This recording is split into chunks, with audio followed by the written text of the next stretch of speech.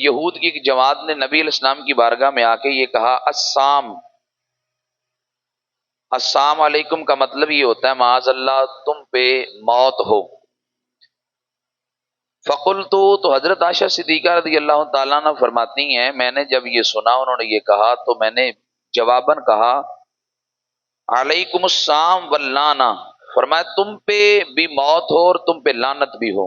فرماتی ہیں میں نے ان کو جواب دیا تو حضرت عائشہ صدیقہ رضی اللہ تعالیٰ عنہ فرماتی ہیں نبی علیہ السلام فرمانے لگے ان اللہ رفیق، اللہ تعالیٰ نرم ہے، یحب الرفق فی الامر کلہ، اور ہر معاملے میں اللہ تعالیٰ نرمی کو پسند کرتا ہے۔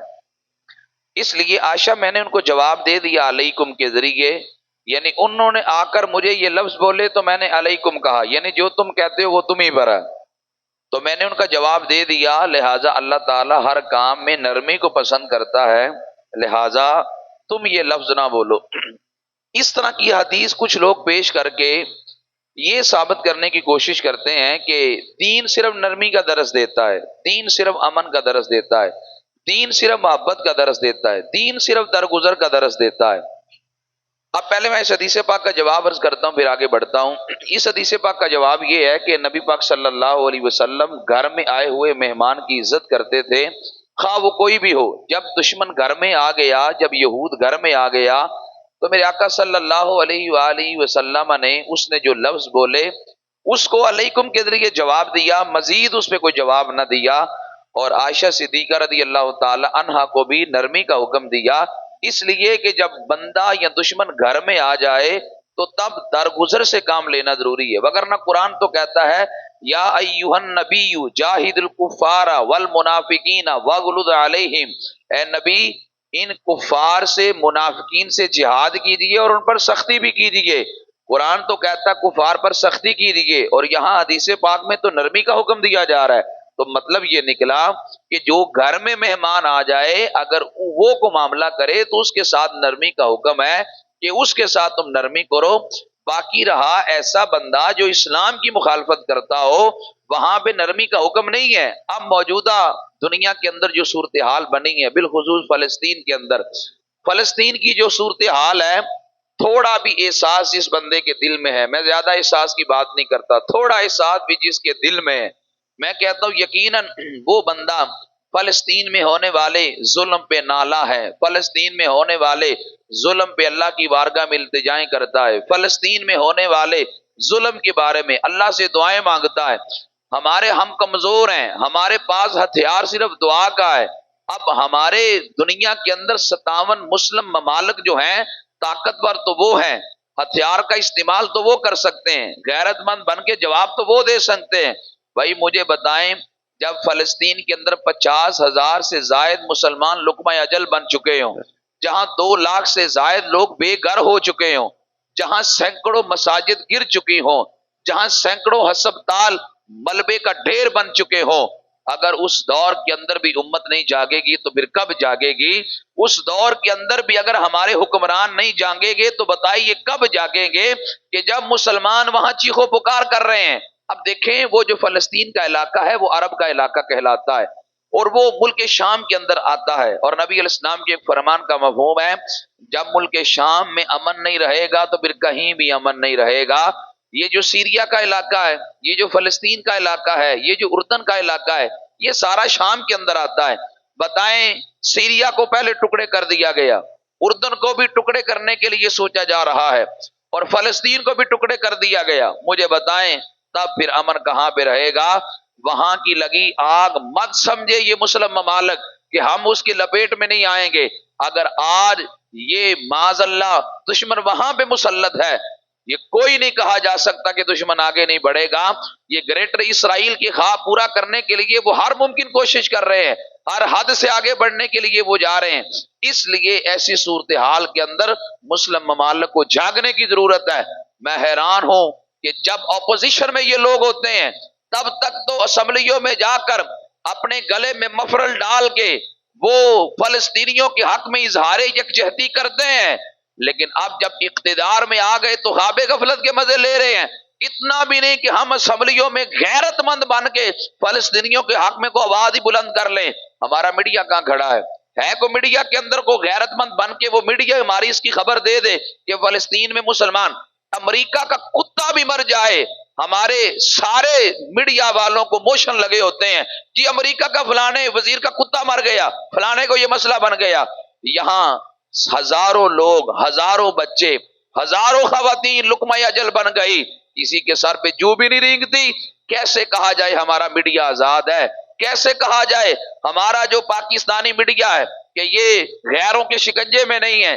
اس وقت اس امر کی ضرورت ہے کہ جس وقت ہمارے بھی یہاں ووٹ کی باری آتی ہے، ہم نے بھی 78 سال سے نالی کے نام پہ ووٹ دیا، بازار کے نام پہ ووٹ دیا، سوئی گیس کے نام پہ ووٹ دیا، ہم نے بھی کبھی دین کے نام کا ووٹ نہیں دیا۔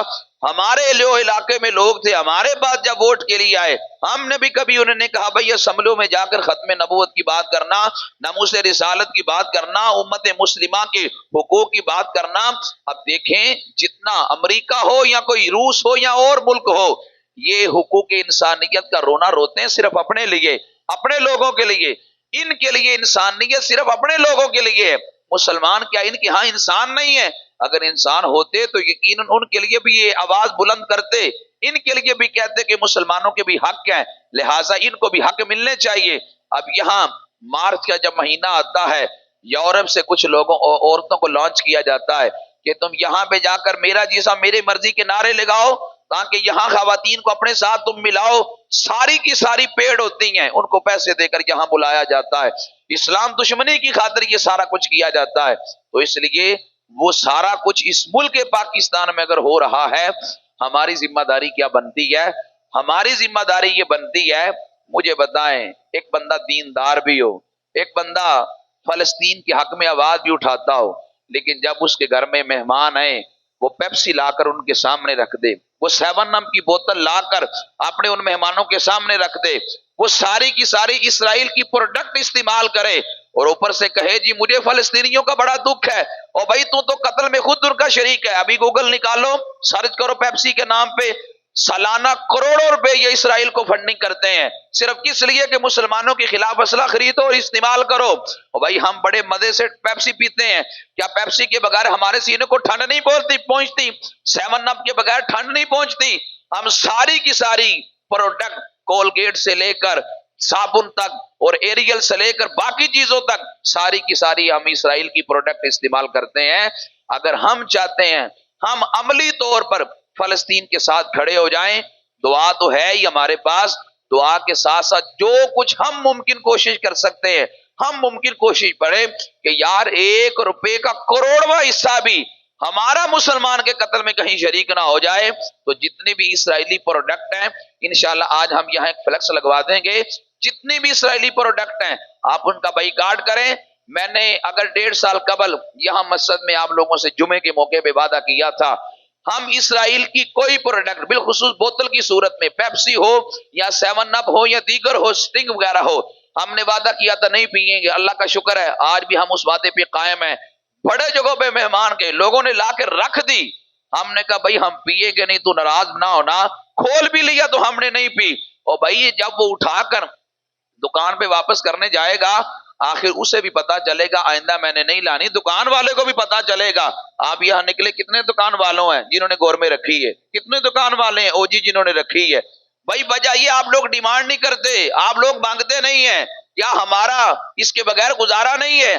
آپ اگر جا کر ان کے منہ پہ مار کے ہمیں یہ چیز نہیں چاہیے، ہم پاکستانی ہیں، ہمیں پاکستانی چیزیں چاہیے، تو جب ہم یہ ڈیمانڈ کریں گے تو ان کی مجبوری بن جائے گی۔ ظاہر ہے وہ کاروبار کرنے کے لیے بیٹھے، ان کی مجبوری بن جائے گی۔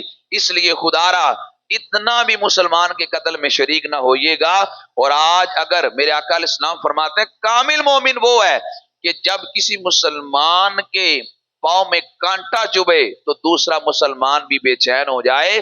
اصل انسانیت یہ ہے، اقبال نے اسی کو کہا تھا، اخوت اس کو کہتے ہیں، چبھے کانٹا جو کابل میں تو ہندوستان کا ہر پیر و جواں بےتاب ہو جائے۔ انسانیت یہ ہے کہ افغانستان کے علاقے کابل کے اندر کسی مسلمان کو کانٹا چبھے اور یہاں ہندوستان میں رہنے والا مسلمان بے چین ہو، کیوں اس کو کانٹا چبھا ہے؟ تو بھائی مجھے بتائیں جب یہ صورتحال ہوتی ہے تو تب انقلاب آتا ہے، تب اصل انسانیت بندے کو میسر آتی ہے۔ تو اس لیے وہاں مسلمانوں کا قتل عام جو کیا جا رہا ہے، ایک تو اس کے لیے دعا کریں، اور نمبر دو، دنیا کے اندر چند ہزار یہ جو یہودی ہیں، انہوں نے اگر پوری دنیا کا امن داؤ پہ لگایا ہے تو یہ یہودی شروع سے سازشی قوم ہے۔ البتہ اس کی کمر توڑنے کے لیے میں اکثر یہ کہتا ہوں، جنگیں لڑی جاتی ہیں ملک جب مستحکم ہوتے ہیں، ملک جب مضبوط ہوتے ہیں۔ جو ملک خود بیچارہ ہچکولے لیتا وہ کیا کسی سے جنگ کی بات کرے گا؟ جو ملک خود ڈیفالٹر ہونے کے قریب چلا جائے وہ کیا کسی سے جنگ کی بات کرے گا؟ جو معیشت جن کی مضبوط ہوتی ہے وہ قومیں جنگیں لڑتی ہیں۔ آج اگر اسرائیل ہے یا پیچھے امریکہ کھڑا ہے، ان کی معیشت مضبوط ہے، تو اگر ہم ان کی پروڈکٹ کو استعمال کرنا چھوڑیں گے تو ان کی معیشت کو دھچکا لگے گا۔ اگر ہم میکڈونلڈ جانا چھوڑیں گے، KFC جانا چھوڑیں گے، ان کی معیشت کو جھٹکا لگے گا۔ تو جب ان کی معیشت کو جھٹکا لگے گا تو وہ بھی بڑی حد تک مسلمانوں کے اوپر یہ جو وار پہ وار کرتے جا رہے ہیں اس سے پیچھے ہٹیں گے۔ جو باتیں میں نے کی اللہ کی رضا کے لیے کی، اللہ مجھے بھی اور آپ کو بھی مسلمانوں کے حق میں آواز بھی بلند کرنے کی توفیق عطا فرمائے، اور اللہ تعالیٰ کسی انداز میں بھی معاونت سے ہٹ کر اللہ تعالیٰ ہی ہمیں زندگی گزارنے کی توفیق عطا فرمائے۔ وما علیہ الا البلاغ المبین۔